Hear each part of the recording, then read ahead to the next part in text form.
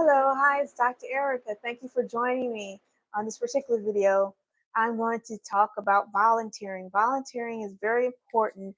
This new podcast, tuned to the end of the video as well, and I will give you some more information about the new podcast. But this particular video portion of the podcast talks about volunteer work. Volunteer work is essential, especially when you are a new student or a student who does not have previous work experience, or someone who does not come from a background of family history or generational history where one was diverse or diversified into the field. So, volunteer experience is a good way to get your foot into the door, allows you to get started, and also allows you to find out if that niche is good for you, if that's really what you want to do, and so forth.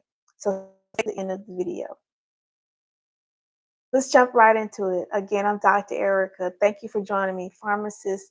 I am the owner of Millennium Pharmacy, and I am the founder and CEO, and I appreciate you joining me on this platform. Okay, so again, we're talking about volunteer work. Volunteer work is vast. Usually, you can find volunteer work at the facility where you would like to desire to work one day, or you can find work um, at um, a organization, nonprofit organization that allows volunteers and workers to come in periodically to get that experience. So volunteer work varies. You just have to be ready to search for it, and you also have to be ready to take a non-pay, non-benefits out of the services. You're actually benefiting from actually being in the environment. You're actually benefiting from being around in the facility, around those who have that special training that you would one day like to possess. So do make sure you check the website, find out what services are available for volunteering, and then find out if that's the right choice for you. Usually it's about 15 hours, 10 hours per week, up to about 40 hours per week for volunteers. Also, volunteering can be flexible. So it'll work around your school schedule, your class schedule, and so forth. And then also, you can do a volunteer remotely. You can do volunteering in person. And usually there's like a meeting or so for volunteers before getting started.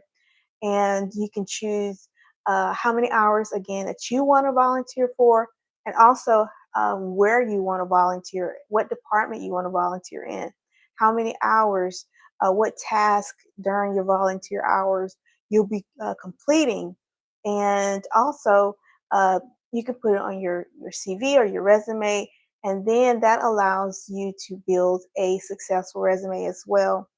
When you return to the facility for an actual job after graduation, they'll see, okay, this person is serious. They're serious about getting their foot in the door. They're serious about work. So do be considerate of volunteer work. Volunteer work is, again, very vast, very flexible.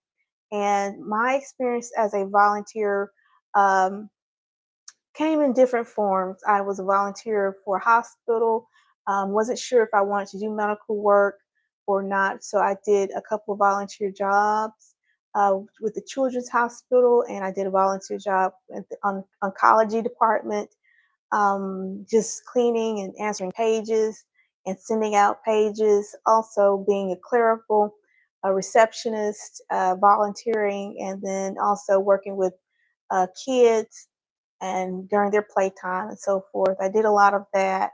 Um, and I traveled to do that. So when I was traveling, they gave me a little break.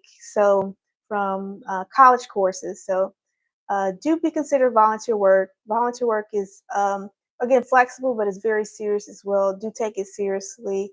You don't have to do it consistently, and you can do it for a short period of time or for a season, or you can do it for a year, or you can do it for a few months. Usually they'll ask that information ahead of time, so do be aware of that. Volunteering, I would say sometimes it has to be charted. Sometimes it does not. Just place it on your resume and you're good. And then sometimes you have to get actual information and signature from your superior, from the actual institution that you're volunteering at, and then have that those documents actually filled and submitted to your university or to your college course administration's office. So be remembering of that.